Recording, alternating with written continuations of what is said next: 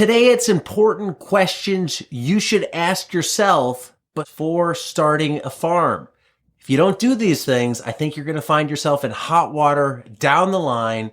So listen to these questions, think about them, and set yourself up for success. Find out what they are coming up on Modern Grower. Welcome everyone. I'm Diego, Diego. I'm a small business owner. I'm a dad. And for the past 10 years, I've talked to hundreds of market farmers about what's made their farm successful. I tell you that I'm a business owner and a dad because that's the context of this little mini series that I'm doing. It's helping people start businesses and important conversations to have before they start a business and things to think about before they start a business. Because if you're a dad, if you're a mom, or you want to have kids, you want to set yourself up for life success so you can be a good parent and a good business owner. And that's what I'm trying to get you to think about. It's one thing to run a business in a vacuum and just be a badass business owner.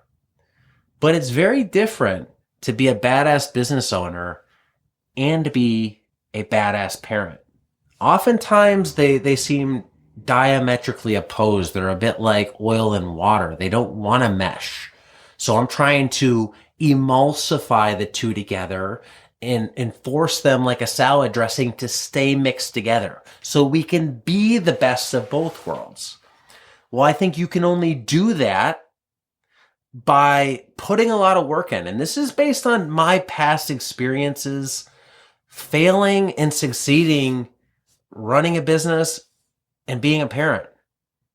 There's been times where I think I have failed as a parent, failed as a partner, a husband, because I was so focused on the business. And that's not good. I don't want to be in that place. I don't want my kids hating me when they grow up or thinking, oh, I wish dad had spent more time with me, or my wife being like, I don't like this business.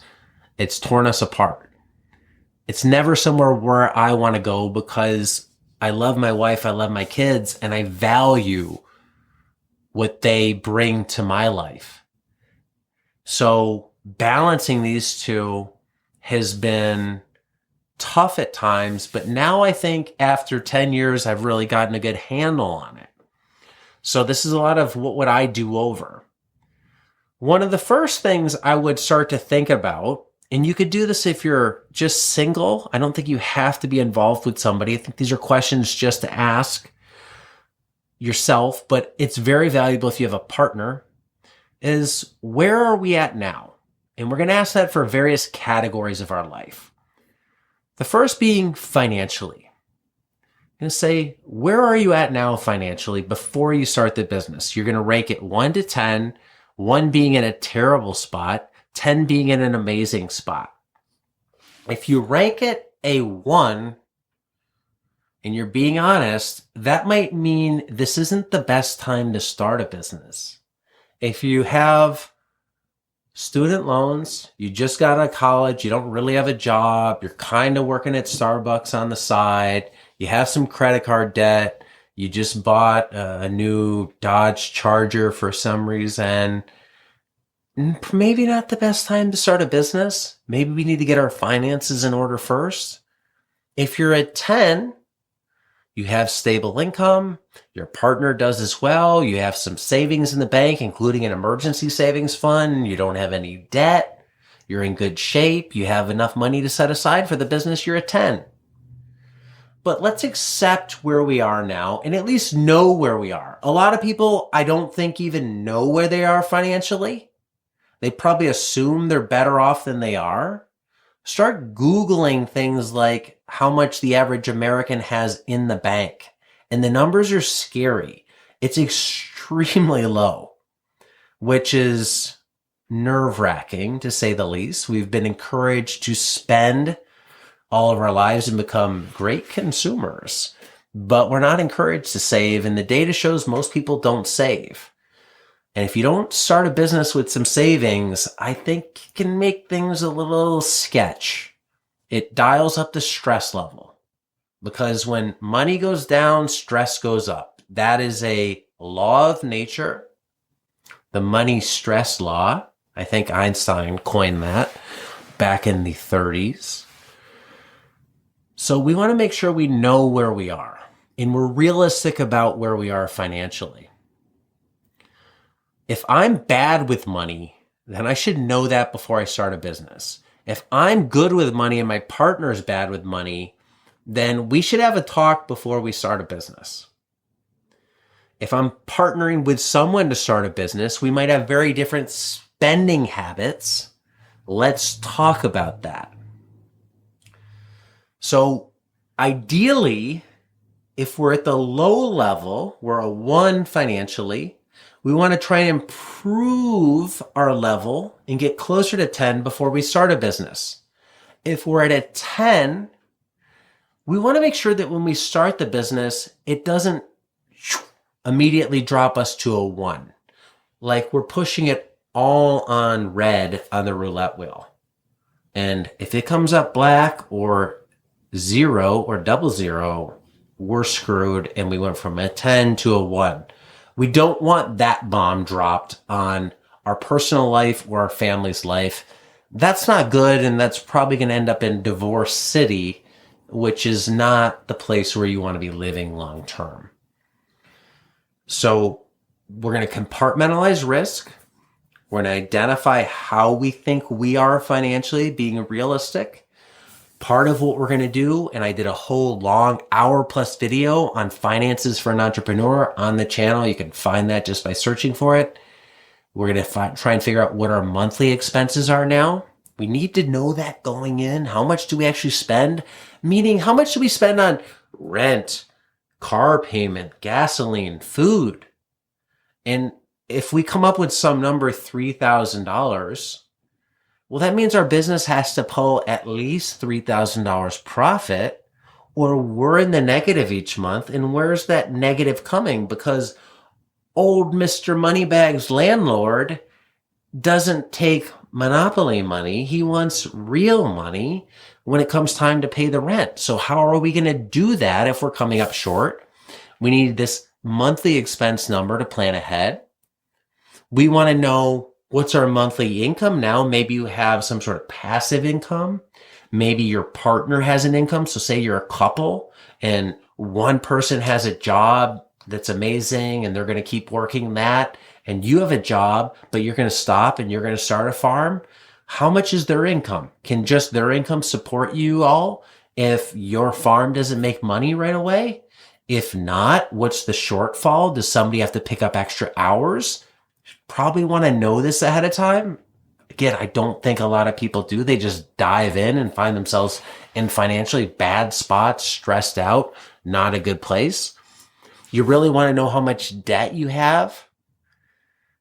If you have too much of bad debt, I'll call bad debt high interest debt and credit card debt. That's usually where high interest debt is. If you have a lot of credit card debt, you're probably not in a good position to start a business for several reasons. A lot of people who have bad credit card debt got there for a reason. They're not financially disciplined. So if you're not financially disciplined, you shouldn't be doing something that's pulling more money out of the household. At the end of the day, a business is a big risk. It's not a guarantee of success. So you could obviously lose money starting a business. You're better to kill that debt first. If you have very little debt that says, hey, I'm fiscally responsible, I might be able to manage this business thing.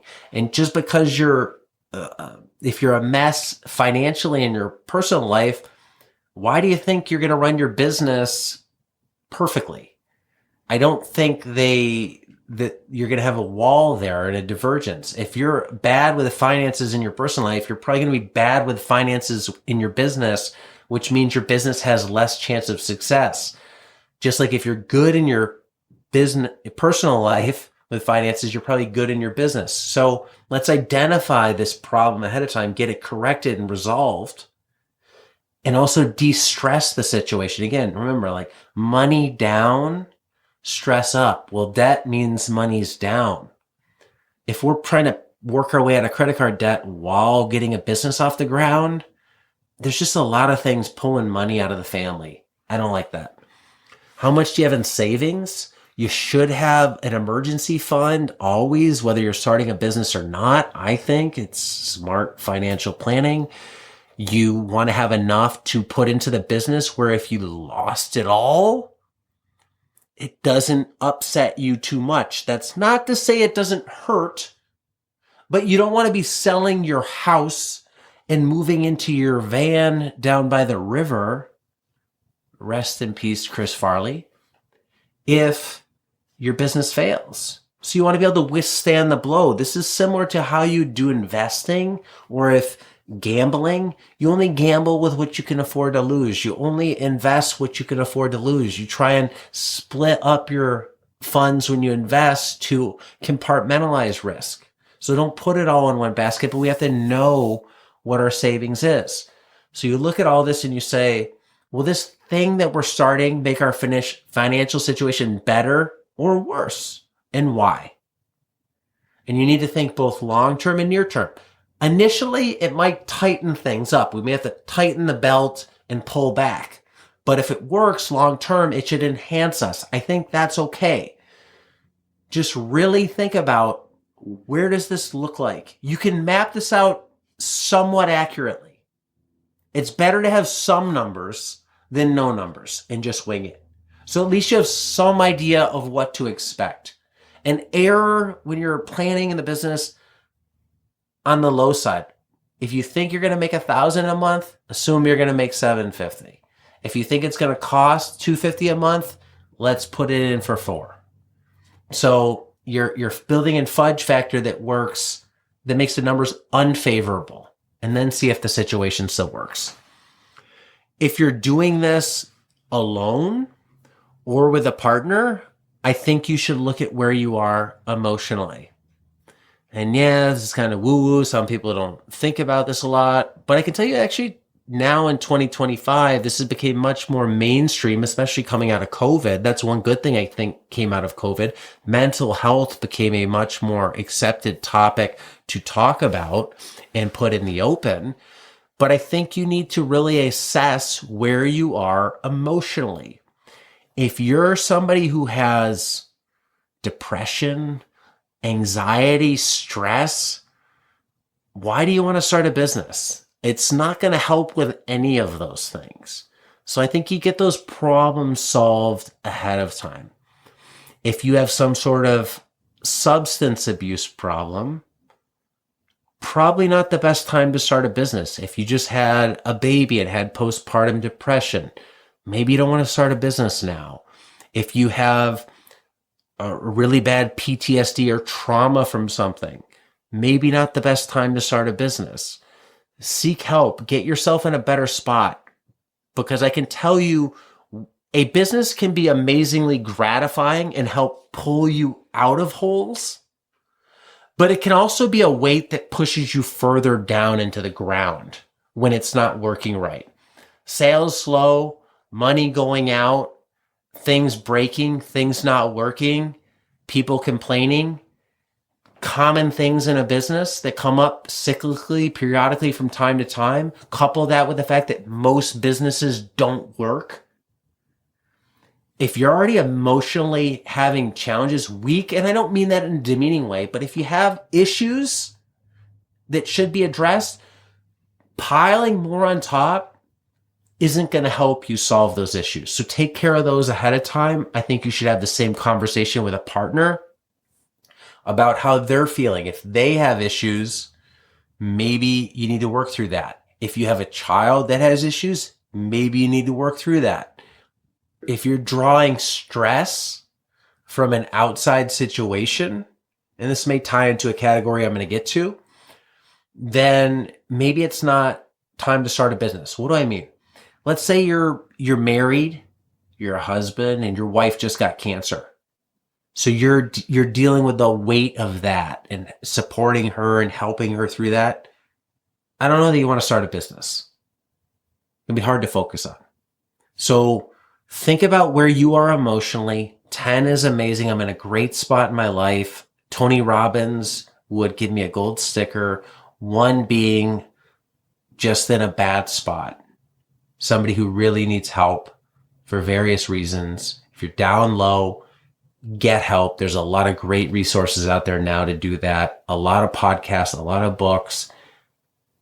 Improve yourself for yourself, not because you want to start a business, but I would hope nobody lives at the one level for too long, regardless of whether they want to start a business or not. Your life's not worth it to be down there that low. Raise it for yourself. The next thing I think you need to look at is the relationship. What's the status of your relationship? If you're in a romantic relationship with somebody and you're starting a business, if that relationship's a little bit dicey now, I don't know that you want to start a business. If you're already sleeping on the couch every night, if there's already the D word talk, and I'm not talking about the big D, I'm talking about the DIVORCE word, then maybe you don't want to start a business now. So your relationship needs to be solid to withstand a stressor, because that's all a business is going to be. Startup is just going to say, hey, however your life was, we're going to apply some stress to it. And we're going to pull from it energy, physical energy, mental energy, money. All that's going to contribute to stress. So if it's not good, I would not go down the business route. You are also going to probably want somebody to really lean on for support when you start a business. It can be crazy hard. It can feel like the world's against you. No one understands. And hopefully your spouse is one person in the world that will have your back all the time and understand and want to listen and help encourage you to go on when no one else will and no one else believes in you. After all, that's probably why you got married. That's kind of like what most vows are like, is, hey, I always got your back, honey. Thank you for having that. So let's make sure that she has your back and you're in a good spot. So if your relationship's closer to a 10, let's move forward with the business. If it's closer to a 1, I think the relationships are more important. That's just me. Maybe not for you. Now, maybe the best thing is to end the relationship. Some things just don't work. Some people aren't meant to be together. There's extenuating circumstances, whatever. Get out of the relationship and then start a business. But let's accept from the beginning, hey, not so good. Family. This is the other spot you need to rank when it comes to, this is beyond just your spouse. So you need to rank this 1 to 10. What's your relationship with your kids, your parents, anybody you're close to? And I would group really close friends. Not like the friend you kind of see once a week to watch football or you play fantasy football with. I mean, like people that are in your life where if they died tomorrow, you'd have a hard time recovering. Not spouse. How does your family life rank? So what does that mean? If you have somebody with special needs, I know parents that have kids with autism, it can be challenging at times, really hard. And if you don't have a good support system, a way of dealing with that, if you're just kind of starting into that process and trying to cope and learn and figure it out, I don't think I'd be starting a business. If your parents were sick, have cancer, my mom has dementia. If she lived with me and I had to take care of her all the time, it would be hard to run a business. If there were other things going on in the family that just made it hard, I don't know that I'd start a business. So really look at, what is your life like? Where does your mind go? If you're pre-stressed, that's what all these things are basically asking. If you're pre-stressed when you start a business, then adding the stress to the business doesn't help anything. It's like we're going to have a building with a crappy foundation that's already leaning, and then we're going to apply an earthquake to it. What do you think is going to happen? The building is going to collapse. No, we want a building with a solid foundation that's earthquake proofed. So when an earthquake shakes the building, it can withstand those shakes. When we want that, what is the proverb? The tree that bends, not breaks. We don't want to be the dried up old tree that's dead with the brittle branches. So when they get snow on them, snap. If you're stressed about something going on in your family life, how somebody's doing at school, developmental problems, mental problems, sickness of some type, careful doing the business, address those. Again, I'll say they're more important than the business. Focus there, move to the business as you can, but be careful dragging that, I don't want to demean it, but the baggage, the weight of that over into the business. It's just going to make it that much harder.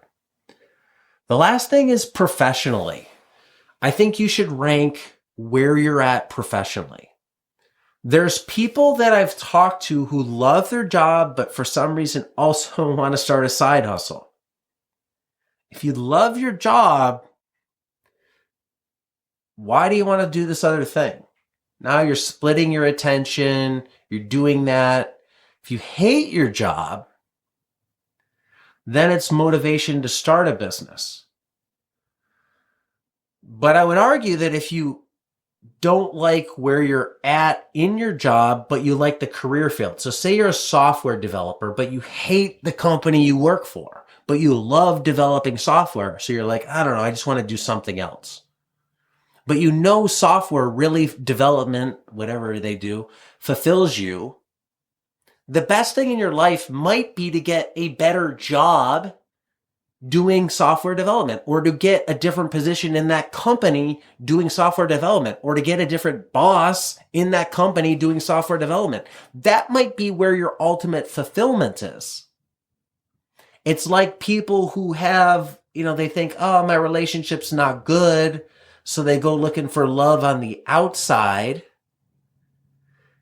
and they end up cheating with somebody and they end up screwing up what they had, and that relationship goes sour. And then afterwards they're like, oh my God, the person I cheated with was just this one night stand and I gave up my whole life for that fling. What the hell was I thinking? I could have just devoted time to fixing some of the problems that I had where I was. And I think that can be the same career-wise. Farming's not easy. It's hard. It's extremely hard. Most people aren't cut out for it. It's too difficult. Mentally, physically, you don't make a ton of money doing it. You can make a good living, but you're not going to make as much as you would at a hedge fund or working for Google. So you got to be the right person cut from the right cloth. And I've seen these people in these other fields want to get into farming knowing like, I just want to do something different. We had somebody come to a workshop that we did once for Grass-Fed Life, and they left the 2-day workshop saying, this was the best workshop I ever went to because it convinced me that I don't want to be a farmer. I'm going to stay doing what I am. And I thought that was an amazing takeaway because it made them realize what they're doing was so good and the grass isn't always greener on the other side. So before you just want to jump ship and change your whole life around, because that's what you'll do when you start a business. Businesses are all encompassing, no matter how much you want to say, oh, life balance and all that. I get it. I try and balance my life, but it's still business on my mind some way, almost like 24/7. Not that I'm consumed by it, but it's hard to totally let it go. If you don't want to introduce that to your life, I don't know that I would, including people that are retired. Look at retirement as a career. If you're happy with what you're doing, does starting a business make you more happy? Are you sure it does? And if you don't like your job, are you sure that starting this business or any business is the best choice? Or could you be more happy by making some sort of in-career switch, either to another company, to another position, to another department, whatever it is. All very important considerations to think about. I wish I could lay out every scenario that you're going to come to, but there's stuff that you'll encounter that will be way worse than you ever expect. Just being honest. It's going to make you want to quit.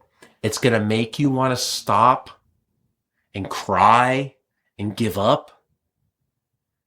And you need to be able to withstand those moments mentally, physically, financially. You want to have your backers with you. You want to be able to switch off the job and go home and experience life with your kids and with your partner. You have to be very careful not to let the business consume your life and steal time from your family, because time is that hourglass, right? We're all born with some amount of sand up there in the top. And it just, once we're born, boom, that sand starts flowing.